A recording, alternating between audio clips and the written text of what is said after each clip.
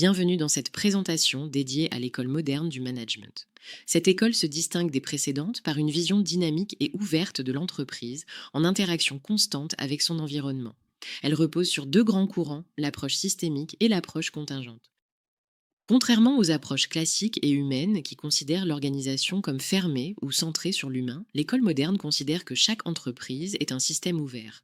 Cela signifie qu'elle évolue, s'adapte et se transforme en fonction de son environnement. Marché, technologie, réglementation.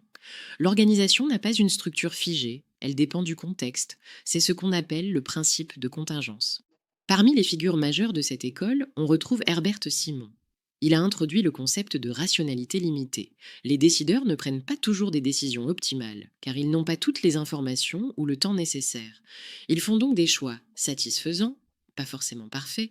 C'est un apport fondamental en management stratégique. Joanne Woodward, une autre pionnière, a mis en lumière le lien entre technologie de production et structure de l'entreprise. Par exemple, une entreprise qui fabrique sur mesure n'aura pas la même structure qu'une usine de production en série. Elle conclut qu'il n'existe pas de meilleure structure. Tout dépend du type de technologie utilisée. Enfin, Henry Mintzberg a formalisé une typologie de structures organisationnelles en fonction de plusieurs facteurs de contingence: la taille de l'entreprise, la technologie utilisée, l'environnement. Il montre qu'il n'y a pas une structure idéale, mais plusieurs formes possibles selon le contexte. Bureaucratie, structure adocratique.